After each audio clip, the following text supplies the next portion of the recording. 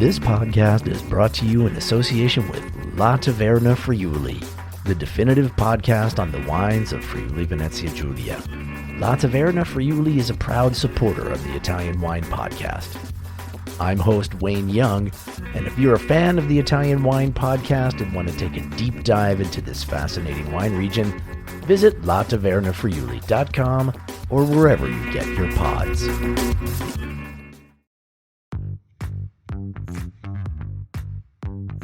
Welcome to this special Italian Wine Podcast broadcast. This episode is a recording off Clubhouse, the popular drop-in audio chat. This Clubhouse session was taken from the Wine Business Club and Italian Wine Club. Listen in as wine lovers and experts alike engage in some great conversation on a range of topics in wine. If you enjoy listening, please consider donating through ItalianWinepodcast.com. Any amount helps cover equipment, production, and publication costs. And remember to subscribe and rate our show wherever you tune in.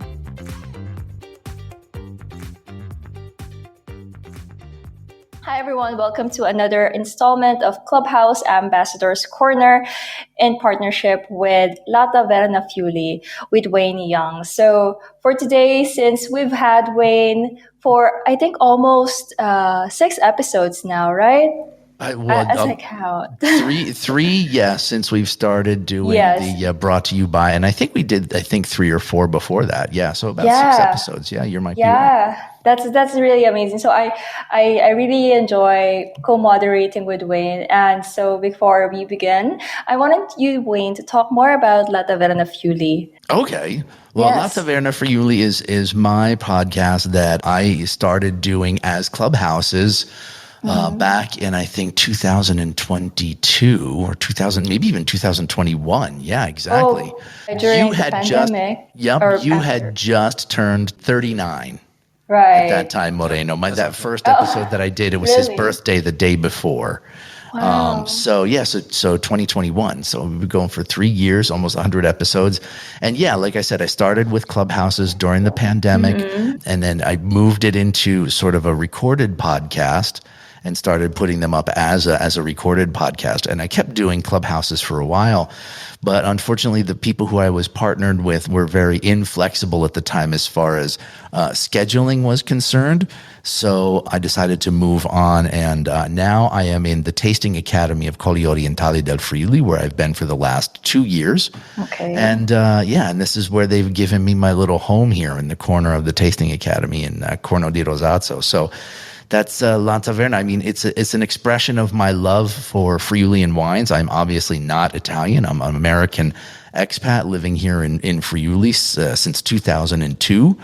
And I've been working in the wine business since 1996. So it's been a long, long time. And so no one is as enthusiastic about a place than somebody who comes from the outside. So I'm in love with Friuli and Udine and Friulian wines. So this is sort of my way of giving back to all of these wonderful producers who've given me great experiences with wine over the years.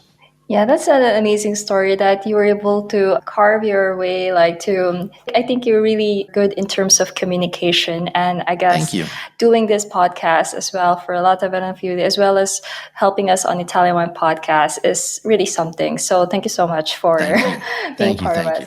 So let's begin with asking you, why did you select, I know that he's your first producer on La Taverna Friuli, so why did you select him for today's podcast? Well, apart from knowing Moreno for so long, he was sort of part of this, and we touched on this the last episode with Filippo Butusi, that we had like a tasting group here many, many years ago that we would get together once a month, and he was part of that. He came in because he was working at Livio Filuga with a good friend of mine and another guy in the cellar. So this sort of ragtag group of wine lovers and producers started getting together, and he started bringing his wines. And I was like in love with his wines right away. And I remember like even way back then when he was just a young dude in his 20s, I was saying, Moreno, you and your wines are going to be famous. So I've always been one of Moreno's biggest fans. So did you also discover the wines of Ferlat when you first met him? Or? Yes. Yes, not only did I meet Moreno, but he brought his wines to these monthly tastings that we were doing. And from the first time I tasted his wines, I was always super impressed with his stuff, and especially his Cabernet Franc wines. So I'm a big fan of his wines, and we'll talk about that as the podcast goes on. But so I've known his wines for as long as I've known him. So yeah, like I said, big fan of Moreno as a person, and big fan of his wines. Okay. So yeah, I look forward for the discussion about the wines too. So for the learning objectives, since a lot of our ambassadors are also Italian wine ambassadors, are actually fans of Friuli Venezia Giulia, what are the learning objectives that we should be expecting in this interview? The thing that's most important for me is getting to know the area of Isonzo a little bit better, which is where he principally makes his wines, but not exclusively. So we'll talk a little bit about that area and what's great about it. And I just would like to talk to Moreno about how his wines have evolved over the years and what's changed, and, what it is about Moreno that makes him, in my opinion, the best Cabernet Franc producer in Friuli Venezia Giulia. Thank you. Okay, so I'm going to now mute myself, and I give the floor to you, Wayne. Thank you, Laika. Really, really big pleasure to be here. Thank you for coming to the Tasting Academy all the way from Cormons today. Yeah, thank you to call me here. I'm really happy to be here and to have just a little chat about me and my cellar, my brand. So I'm really, obviously happy also for the words that you say to me. I'm not, as we say in English, I'm not blowing smoke up your butt. I'm very honest when I tell you that I love your wines, and you know that I've always been a big fan. So why don't you tell me, like, sort of a little bit of the history of the Ferlat winery? I mean, this is not a new producer. No, we are not big, but we are not new. Okay. The cellar is founded with my grandfather in the 50s. In the 1950s? 1950. Okay. And but like a classic agriculture company or something. So like. So not just wine. Not just wine. Wine was a part of, with the animals also, and crops and everything. In the 60s, when the wine industry started to get big in Friuli. My granddad was one of the 12 founders of Cantina dei Produttori di Cormons. Oh, okay. And after a couple of, I think like 5 years, it coming out from that because they have a little bit of misunderstanding. Okay.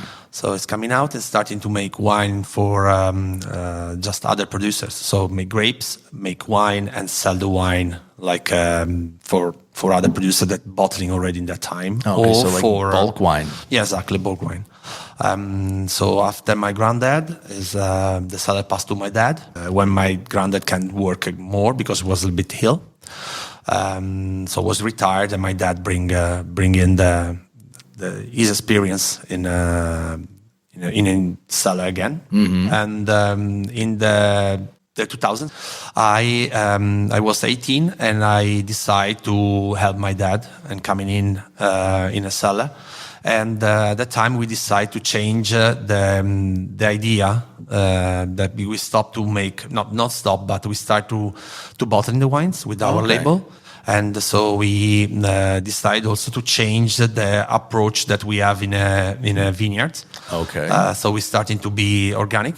At the time. Back in 2000. Yeah, exactly. Wow. But we don't have the certification for that time. Was not important. No one asked. We starting to have the certification in 2014 because in that year we starting to sell the wines outside of Italy. So they ask for a certification for have a proof that you are organic. So we just call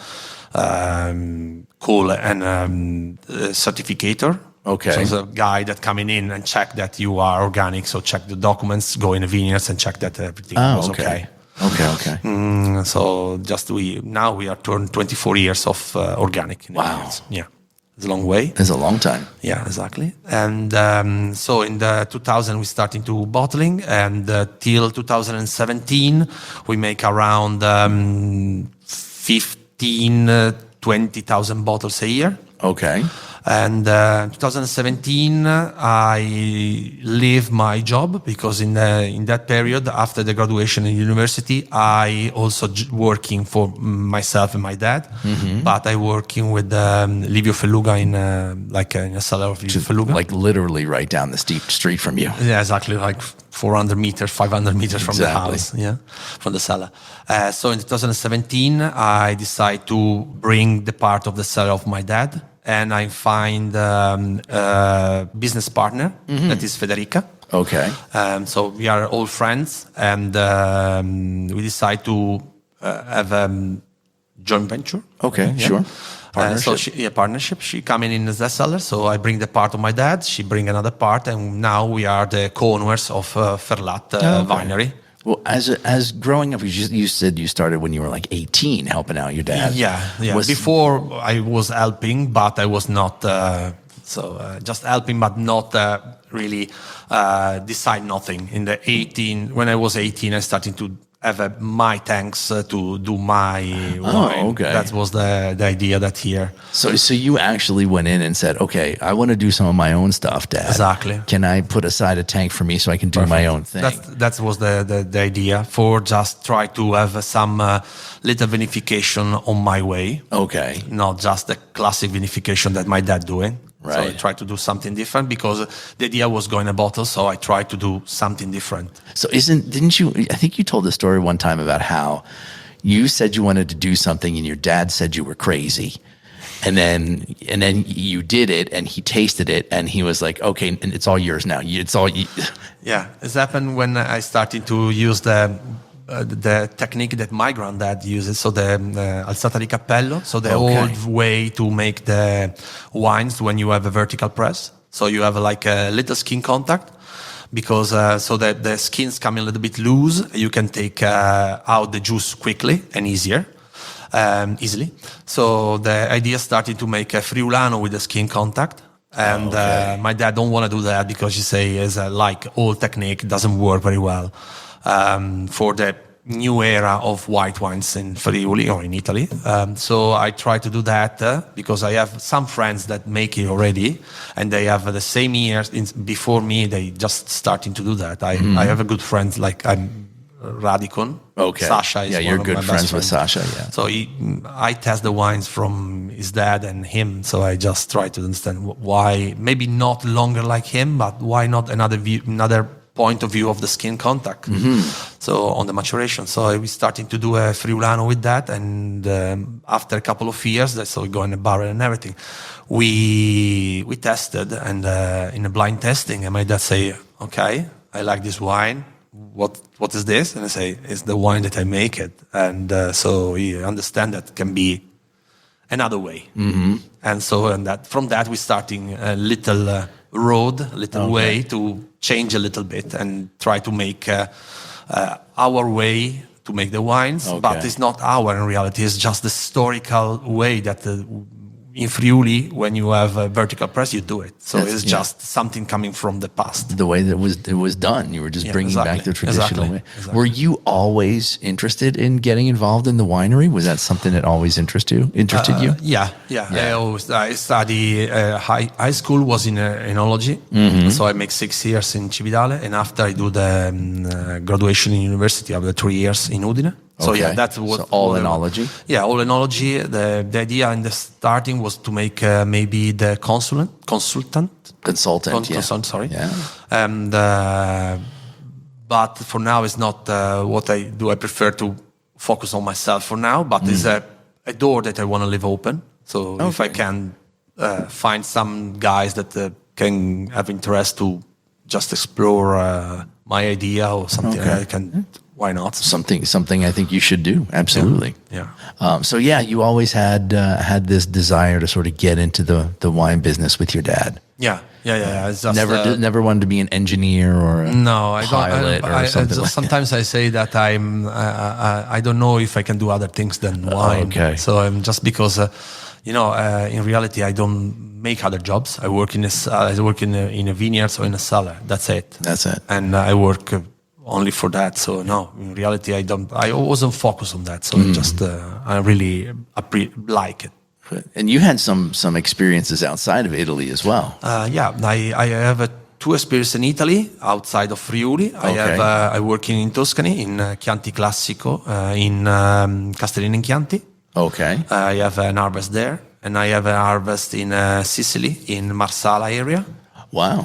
Yeah, for like a group of consultants. Yeah, consultants group there. And after, when I finished the university, I moved for 6 months in South Africa. Wow. I was in Stellenbosch, Franschhoek area. So I work for a group of sellers that from the Anthony Rupert family. Mm-hmm. So it's a massive, a really rich person there. Passionate about wines and Italian varieties also. So I'm working for a seller called Terra del Capo. Okay. It's like a funny joke about Terra del Capo. Terra del Capo is also the Cape of Good Hope, but it's also the heart of the chief, right?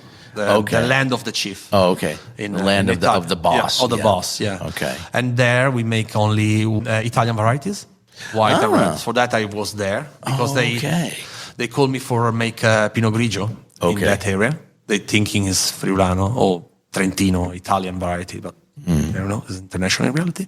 But and after that we have Sangiovese, we have some other varieties from south of Italy there. And so what were some of the experiences that you had outside of Friuli, especially a place like South Africa, that maybe you brought back with you? Because to Friuli, to your winery. Yeah, I love that places because it was just another style of life and another style of thinking the wines. Also because I had the fortune, the lucky to met some iconic consultant winemaker is Michel Roland there. Oh, okay. And I use one of the vinification that I love. I never use in my cellar because I don't think I have the varieties for do that. Okay. But I use there is called Vinificación Integral.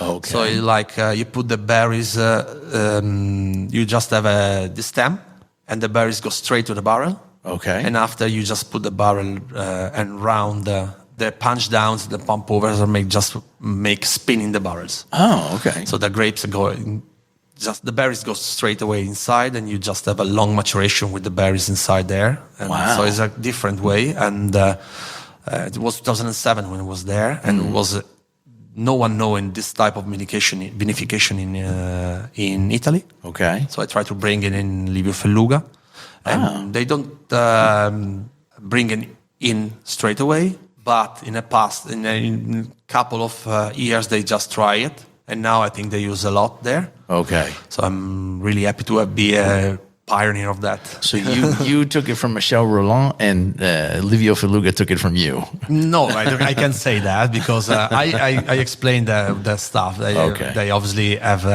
his winemaker, Livio Felluga, so I don't want to say that as not. It's not correct. I'm teasing. No. But obviously I know that very well. So I just... but you've never used it for your wines? No, I don't have, because I don't think I have the variety for that. So there we use for Cabernet Sauvignon and Merlot, and for other varieties, and like French varieties normally, and Pinotage also. But in my winery, my cellar, I have only Cabernet Franc that I try to make more in no powerful style, but more in more elegant style? Elegant style. Okay. So that vinification take out a lot of tannins and body. So you need more aging stuff. It's a bit different. So I prefer to go in a classic way. And also I have a Merlot, but for now I never tried that type of vinification for Merlot. And how long did you work for Livio Felluga? That must have been a good experience. Like 10 years. 10 years? Yeah, exactly. Yeah. 10 years. 7 to 17. And what did you bring out of that experience? I have a massive experience because the great thing of Livio Felluga that they work with little quantities. So also if it's a big cellar, they work with the little parcels. So we have a lot of little tanks that after reblending. Okay. So the idea is working the best way to make the best wine, and after maybe you try to make everything for make a terre alte, just for have an idea. Okay. And after, if there's no forte reality, you just go down. But the idea is working for make the best as possible. Okay, so you're working from the top down. Exactly. Okay. And do you do some of that too? Do you sort of like, for the lack of a better word, sort of declass some of your wine? So you say, okay, this should go for this, but no, it's not quite the level. So you drop it down a level. Exactly. Yeah. Yeah. So, and obviously you do a lot of small fermentations exactly. as well. Yeah. So that's make me a massive experience, because maybe you have like 30 different tanks of Pinot Grigio. Oh my God. So, in my experience in the cellar now, I make 3 or 4 different vinification of Pinot Grigio in my cellar. Wow. So if I have 40, it'll be 10 years. Mm-hmm. And there in a year, I have maybe 30. Okay. So you understand, in 10 years, I have 300 vinification of Pinot Grigio. Okay, I see. So you've seen how this wine sort of behaves. Yeah, and also in a lot of different ways. Yeah, exactly. And also you can have all the different problems, or just have maybe a stop of fermentation, or some berries the acidity is low. What you have to do if it's too high? What you have to do? So you can just managing all the problems can happen in a vinification. So that is really important for a winemaker, because normally you make 40 vintages. Yeah, and there I make just 10. You multiply them every year. Yeah, exactly. Interesting. So that's Interesting. Really important. So let's talk a little bit about where you are. You are in Isonzo. Yeah. Okay, but are you in the comune of Cormons? Yeah, we are in Cormons. Officially, the cellar is in Collio. Exactly. But not all, but 95% of the vineyards are in Isonzo, so in the flat area. Okay. So the area is a bit different of Collio, but we are on the top of this Isonzo area. So the soil are a mix-up of Collio soil, so Ponca, with a little bit of stones from the rivers. Because where I have the vineyards are we have in 7 kilometers, we have a corner of Isonzo river. And in the other side, a couple of kilometers, you have the Udrio, is another river. So we are just in the middle. Oh, so you're between these two rivers. Okay. And so we have the mix-up of soil, and there is different lines of soil and type of soil that you can have in the different vineyards. We're running 7 hectares, but in 6 different places. Okay, so small plots. So, exactly. Yeah. And so we can have more different type of soil. So we have a place that is more stony. Another place is more red clay. Mm-hmm. Another place we have stones from Ponca, so sandy stones. So it's a very different type of soil. So they give us the possibility to have the same variety but in different soils. And so I prefer to have different vinifications. Okay. So I can have different aroma profiles. So you have the same. It's not like you have one vineyard in one place devoted to one variety. No. You have a mix of varieties in each place. So hence the different vinifications, the different small vinifications, because there's definite differences between one place and another. For Friulano, I have 5 different vinification normally. Okay. And how many bottles do you make? From Friulano, I'm making around 9,000. So 5 different vinifications to make 9,000 bottles. Wow. Yeah. Okay. For the Pinot Grigio, normally we make 3 vinifications, and that the difference is about the age of the vines. So younger, medium, and older, and we do different skin contact timing. So for the youngest, I make normally 2 days of skin contact. For the oldest, I make around 7 or 10, depends. And after we blending. Okay. For make a different profile, and because the skin contact make a different wine. Okay. Different timing, different wine. Is this also sort of what they call like a hedging your bets kind of thing? So some places are a little bit better in certain vintages than other places.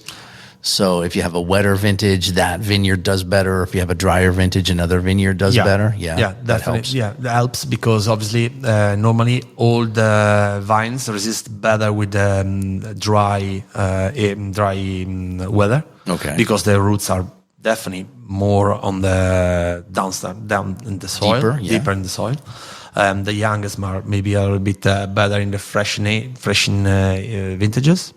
So it's just that helps obviously, and also the different type of skin contact and the quantity of the skin contact we use it can help us to make a wine that try to be similar or every vintage, because obviously I can use a little bit of more of the fresh version in a vintage that where I need fresh, maybe in hot vintage, and I can use more 10 or 7 days skin contact in a vintage that is cold, that I need more tannins and more body. Okay. So I can balance the different of the vintages. Okay. So mixing between these. Yeah, exactly. Because, Pinot Grigio for us, we're talking about Pinot Grigio now, and for us is the wine that we sell more outside of Italy.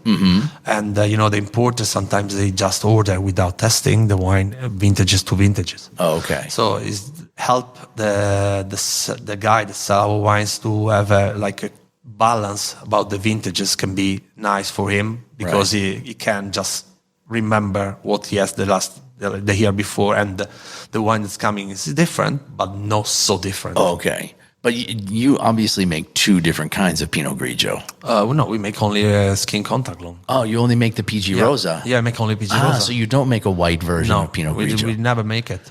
You've never made it, ever? Never. So tell me a little bit about that, because it's definitely not a Ramato style. It's more a long skin contact style. Yeah. Because in reality, there is three different approach of the skin contact. So fresh, medium, and really heavy skin contact. Okay. But the use of 2 days skin contact, the fresh version, just help me to have a wine that don't need a long aging in a barrel. Because obviously if you make a 10 days of skin contact or longer, you need to extract a lot of tannins, but you have to make it smooth, that tannins after. Okay. So normally you use the barrel to go to smooth, to make it more smooth, the tannins.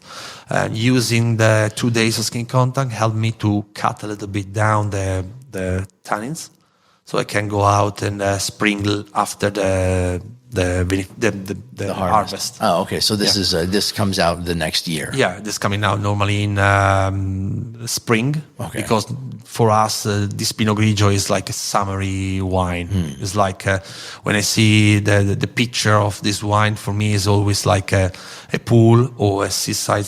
Okay. Bottle in the ice, some frittura like a little shrimps or something, and a bottle. A little frito misto. Exactly. Okay. And 2 persons just have a nice evening there or afternoon. Sounds good. Yeah, sounds good. Some guys the other day say the one buyer asked for, can I have a little bit of pool wine? I say, what's the pool wine? Your PG Rosa.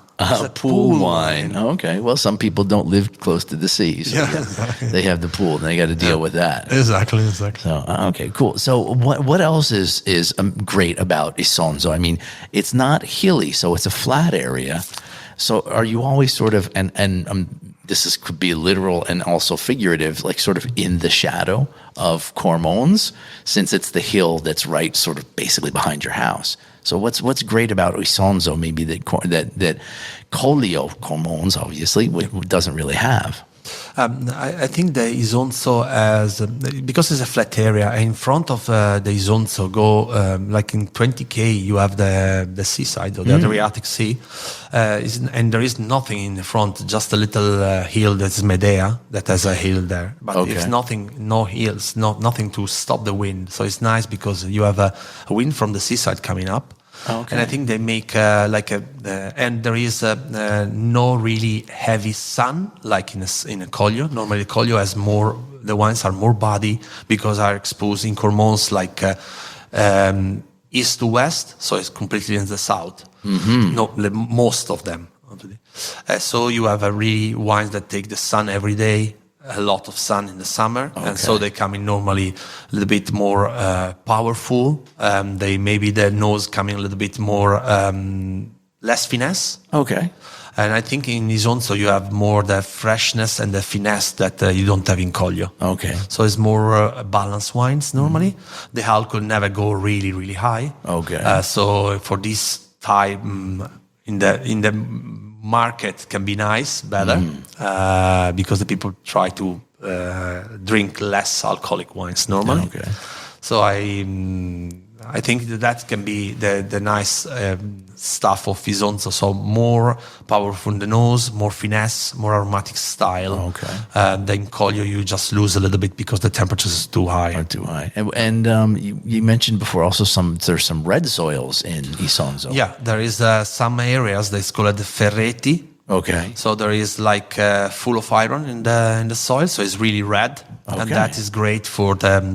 Which you never find in Collio. No, you never have. Never find that. No, which is good for. Yeah, it's good for the reds. Normally. Red wines. Yeah, okay. definitely yes. So for the Refosco, for the Cabernet Franc, for the Merlot. What does the iron do for those red wines? I think they give another dimension on the grapes, another dimension on the flavor of the berries, because they obviously the red soil is red clay, so they absorb a lot of water, so you never really have difficulty to on the dry side. Okay. In Isonzo, you have the possibility to water the plants if you need. Okay. We have some vineyards that have the water under, so we can use it if we go in stress. Okay. We try to don't use it, but some because there is more stony than in the hills, obviously. Okay. We need a little bit sometimes. So it drains faster. It drains more. Yeah, exactly. So the red the red clay helping you to don't lose the water. Okay. That in other areas where we have more stones from the rivers, definitely we need a little bit more water. Okay. Because it drains faster. But you also make wines in Collio.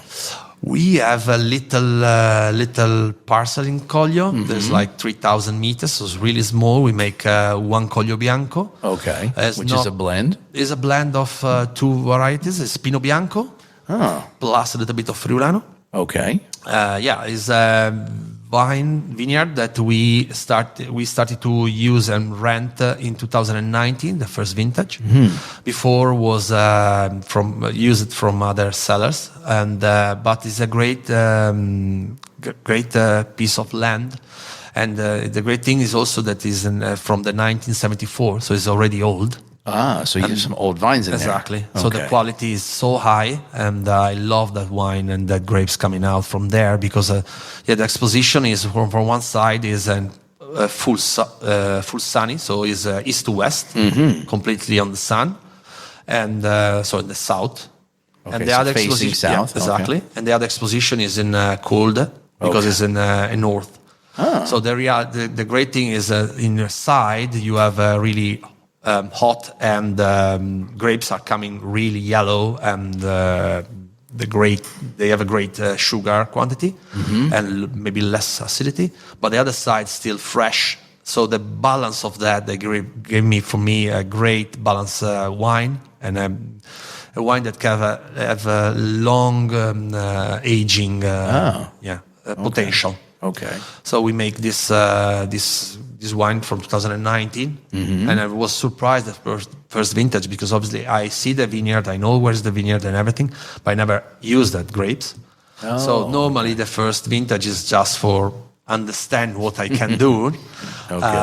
So we go really classic, only stainless steel, 2 days of skin contact, so really, really quick. So it's a Capello classic. And when I started to test the wine, that the sugars coming go low and the aromas coming out, I was just so surprised, because the quality was just so high. Really? So I just don't say nothing, but I was already started to thinking a label, because I was thinking to put a label in the bottle the first vintage that was not in the plane. Okay. So I'm just thinking. And after, when I come in the spring, I say with Federica, come to test the wine. We test the wine and we decide, okay, this is so good, we have to put it in a bottle straight away. Wow. So we started to think the label just in the spring for go in a bottle in August. Right. and after we stay 1 year in just aging in a bottle before to sell it. Okay. But so we have a time of a year for just thinking a label for that. So it was just, but it was so unexpected. Yeah, it was an unexpected surprise. Exactly. Good. So you make the Collio Bianco, and then there's another wine that comes out of there. In Collio, no. We make Collio Bianco. So it's just Collio Bianco. Yeah, exactly. I thought you said you made 2 wines. No, no. There's 2 grapes there. 2 grapes, one wine. Exactly. Because for us, I don't want to make because the land is so small. I don't want to make 2 different wines from a little piece of land. So I prefer to have just one Collio Bianco. If in the future we just buy another piece of land in Collio or another, or we plant it, I don't know. The idea is still make only one Collio Bianco. So it's just the other grapes go in. And so they're changing, but it's still Collio Bianco. The idea is make only one Collio Bianco to represent the territory. And so for that, we try to be so to don't make too much hands inside, so no wood, to try not to don't change a lot. The idea is to maintain the character of the grapes and the Collio. Okay, that's the idea. So I think that's also really smart because you're not sort of increasing drastically the number of wines that you make. You know, how many different wines do you make? Actually, we make 8 wines. Okay. Because we start to rethinking one red. The Merlot for now is still there, but we start to rethinking the Merlot. The idea is to promote the Merlot to a Riserva. So we go back for a couple of years. We don't have a Merlot, and after I think in the future we put this one on. On a so it'll become a reserve, so like a Merlot reserve. Yeah, exactly, like a 60 that we have already. Okay. So we have 8. So the reality, we try to make the real expression of the variety on the land. So in Isonzo. So for that we make only one blend. Okay. That is a no land vineyard blend. Okay. White. No land vineyard. Exactly. Why? This is an interesting name. Why no land? Because it's the first land that we rent. Okay. So it's the we own the grapes. But we don't know the land, so it's no land. So it's a wine with no without land. land because there is no our land. Okay. So that was the idea, and the label is just iconic for that because it's a grape that coming out from the heart. Sorry. Okay. And with a balloon on top. So that's the idea. So to take the grapes away from the the soil.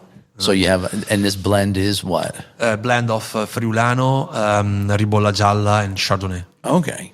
With a long skin contact, like a month on skin contact, and after a year and a half on tonneau. 700 liters tonneau. So Pinot Grigio, we have Collio Bianco, PG Rosa, Collio Bianco. We make Grame. This is a Malvasia Striana. Okay. Tell me a little bit more about Grame. And there's a bottle of it right behind your head. I'm looking at it. I see that before. This was surprised from that first podcast. Yeah. Okay, so Grame is our first Riserva, or just selected the wine that we try to make. So the best white wine I can make it. Okay. So when I start to make my vinification, I try to find one variety that I want to make a great white wine. Okay. So our iconic white wine. So the idea. So this is going to be like your standard bearer, your flag carrier. Yeah, exactly. Okay. That was the idea, and because I love Malvasia Striana, I try to use the grapes for make that flag for the cellar. Flagship. That was the word I was looking for. Okay. So I just have a different type of vinification, so I try to do different ways to make it, and in the end I try to find the way that make standing out the characteristic of the variety, and that is with the skin contact, because the Malvasia has a skin is really, we call it fat, so it's just there is a lot of stuff inside of the skin, like a Ribolla a little bit. Okay. With less tannins than Ribolla. Oh, thank goodness. Okay. Yeah, and but the notes that coming out, the flavors that coming out, they are great, and they are already on the side of the aging aromas. So you have already the spiciness on the first skin contact. After like a couple of months, you already smell the white peppercorn. You smell a little bit of cinnamon, a little bit of nutmeg, a little bit of juniper. Okay. And after they just go in a barrel and you just make like 10 times better. This aroma bigger, no better, bigger. Okay. So you have a wine that after a year and a half in barrel and in bottle, is just coming out with a great spicy aroma, white wine. Okay. So it's just great for me. I love this type of style, so I just try to do that with like a skin contact. And this is 100% Malvasia. It's 100% Malvasia, 100% Malvasia, with like a month of skin contact now in concrete vats, with only punch downs to put the skins under the juice. Okay. After we try to make the malolactic fermentation, and we go to aging in barrique for like a year. Okay. And after stay in a bottle for another 6 months before go out. And the other wines? The other wines, we have Friulano Classic, obviously, with the 2 days of skin contact. So our wines are just made, the shortest is 2 days of skin contact normally. That's the shortest. Yes. Exactly. Okay. We have a Friulano that is made from 5 different vinifications. We make a Ribolla Gialla. Okay. Like a fresh version with no malolactic fermentation, low alcohol. That's the idea. The idea is the freshness of Ribolla. Okay. We made Sauvignon Blanc. Okay. With 2 different vinification, with 2 different vines. One is from vineyards. One is from 1979. Oh, wow. And one is from 2004. And just we blended that later. So one is pick up a little bit early. One I pick up late to make a different aroma profile. One freshness, one fruitiness. Okay. And just blending together. Gotcha. Well, we have more. I just forgot that. We have the 2 Cabernet. Right. The Cabernet base, and after we call it Sessanta, is a selection of from a vineyard that is planted in 1960. 1960. Exactly. Wow. Yeah, it's just, I think in the area, one of the oldest in Cormons area, definitely. I don't know if there is other. Maybe there is others in the hills. And I guess that's why you call it Sessanta, because it's exactly. 60. Yeah, okay. The name is coming from the age, the year that is planted the vineyard. And also the age, kind of. Yeah, but Sessanta. 64 now. Yeah, so 64, but Sessanta. Yeah, obviously exactly. You're not going to change the name of the wine every year. No, exactly. The idea was something right. fine. Yeah. So of these wines that you do make, are there any wines, or are there any places that being 100% organic are particularly challenging for you? Or is there anything about being organic that's been sort of a challenge for you? The challenge was when we start. Okay. Because obviously now it's 24 years, so now we know what we're doing. Exactly.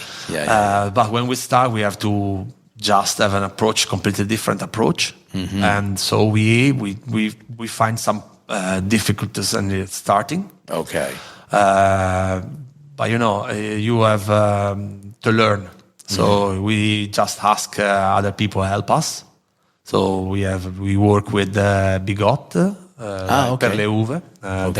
So they help us in the past and still helping us. Because sometimes you need another vision, also another point of view of what you're doing. Always so it's good. Nice to have someone helping you in that, and also for that's the challenge was that time. But obviously, is a something that you have, I think, to do have a less environment as possible, because of the agriculture is a massive impact. Yeah. So try to have a less impact as possible. Right. I think it's just a normal way to think. Right.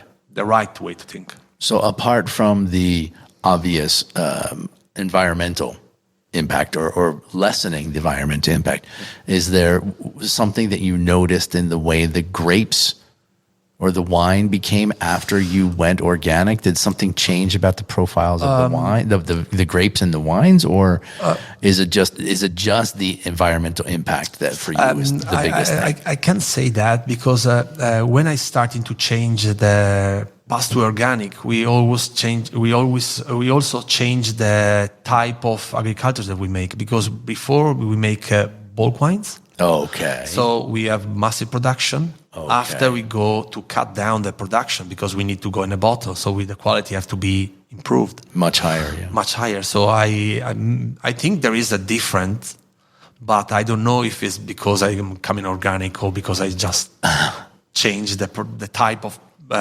focus. Okay. You know? So lower production per plant. Exactly. But definitely I think the organic grapes for me has more, the vines are more equilibrium. Okay. They are more balanced. And that is the thing that the organic, also the biodynamic way, they helping to make a balance and equilibrium in the vineyards. Mm-hmm. That is important because if the vines are, they feel good, they are green, they are not making only long bunches. Okay. Shoots and leaves. Yeah, exactly. But they vegetation. Exactly. But they have an equilibrium that there's just equilibrium from the grapes, and the leaves area is more important. And I think thinking in organic and make the organics normal practice and organic helping this type of style and balance. Do you green harvest as well? Do you cut back some production? Yeah, we do a little bit of green harvest, but not every year. So we just try to understand what is the quantity of the grapes that are coming out, because I'm not a person that working with like a schema. I don't know, like a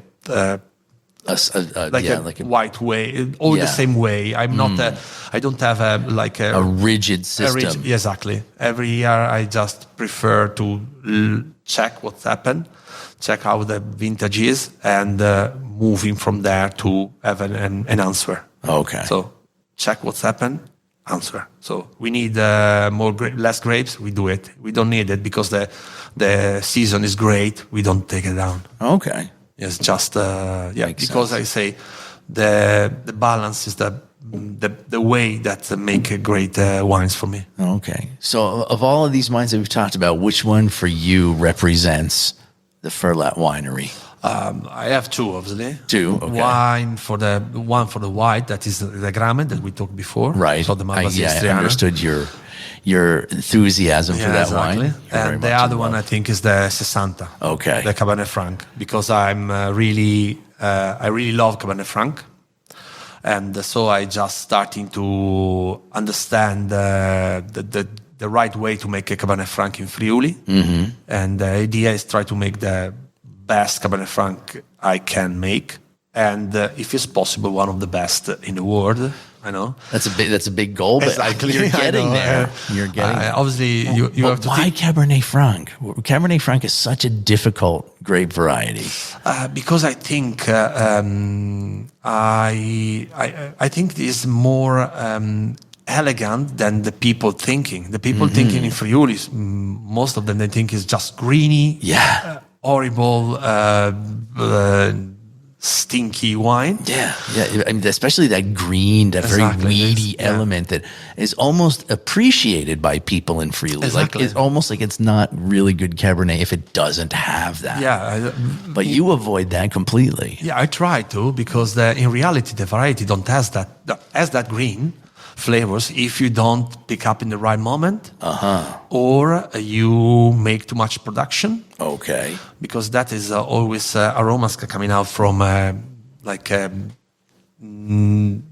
the seed is not perfect, so it's not in the right moment to pick. So that weedy element, that green element, comes from the seeds. Not from the seeds, but because the seeds is not ripe enough, the aromas on the skin are really greeny. Oh, okay. So you have to go over and try to find the grapes are completely ripe. Okay. That's the reality. So you have to do everything for just arrive there. So for the 60, normally we just arrive to harvest, to pick up the grapes in middle of October. Oh, wow. But the problem for Friuli normally is that in the end of September it's starting to rain here. Mm-hmm. So you have to be really, you have to have the great grapes to arrive till the middle of October. Right. Because the skins have to support, they have to pass the rains, the big rains that he has. So you have to work for that. So maybe take out some leaves.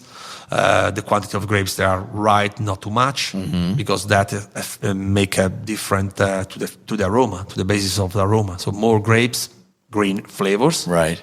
Less grapes, in theory, less green flavor because it's more concentrated. And the plant, the vine can be just change the part of the aroma to the other things, like more mocha flavor, more black pepper, peppercorn, sorry. Right.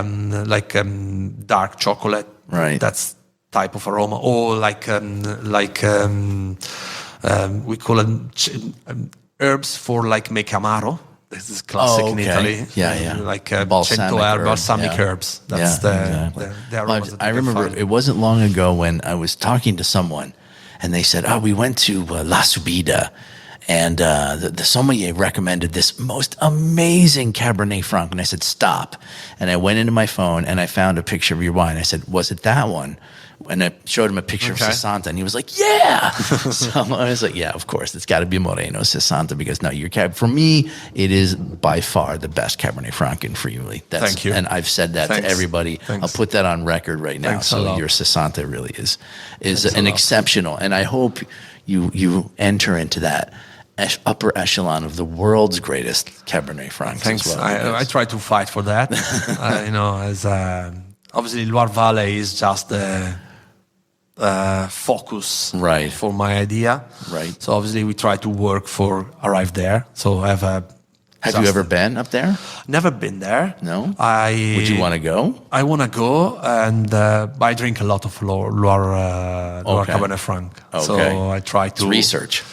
Yeah, for understand what is the way, what they're doing. Obviously, go there can be amazing, but for now, I never have the possibility. Is that your sort of benchmark for Cabernet Franc? Yeah, I think so. Is there any one in particular that you sort of hold? Clos Rougeard, but something that is unbelievable. Okay. Yeah. And what about the future? Do you have any little future plans, or maybe like un sogno nel cassetto that you would like to do in the future?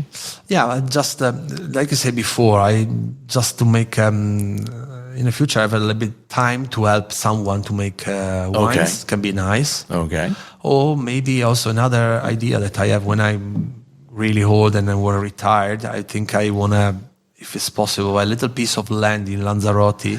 Yes. And make a Malvasia there. Nice. Because also there they have a Malvasia. It's called a Malvasia Vulcanica. Right. And I've been there like 5 or 6 times already. Yeah, you love it. And I love that area, that island. So that is when I'm retired. Okay. And I have maybe 6 months there, 6 months here. And I can make a little piece of land there. A little bit of Lanzarote, Malvasia. Yeah. That That's the really just something that maybe. I think you mentioned that to me before. I think that's a great idea. It's a great retirement plan. Yeah, exactly. It's just sunny, hot, so it's nice. Yeah, exactly. Exactly. Cool. So Laika, do we have any questions maybe from the audience from Moreno? I don't want to monopolize the conversation. Yeah, okay. So we have a few people from the audience, but if you guys have any questions, please raise your hand so we can put you up on stage. We have a couple of minutes left. Yeah, I didn't want to go like right up until the end in case there were some questions there. Yeah. All right, but it's okay. I think they don't want to ask questions now. I actually have a question. It's actually about the food pairing. So what do you think, Moreno, would be a good pairing for a Cabernet Franc, of your Cabernet Franc, to a local dish in Friuli Venezia Giulia? Good question. I wish I asked that question, Laika. I'm going to steal that for next time. Okay, go ahead. Sunday, we have here a couple of people from California, and we open a 60 2015 in a restaurant in Cormons, in La Subida, and we pairing with the ribs of wild boar. Wild boar ribs. Yeah. It was just great. Wow. Is that a typical Friulian dish? Yeah. Wild boar is just typical here, but normally you don't make maybe ribs. Oh, okay. But that time they just put on the menu, so when I see that, I want it. It was a great pairing for me. Great.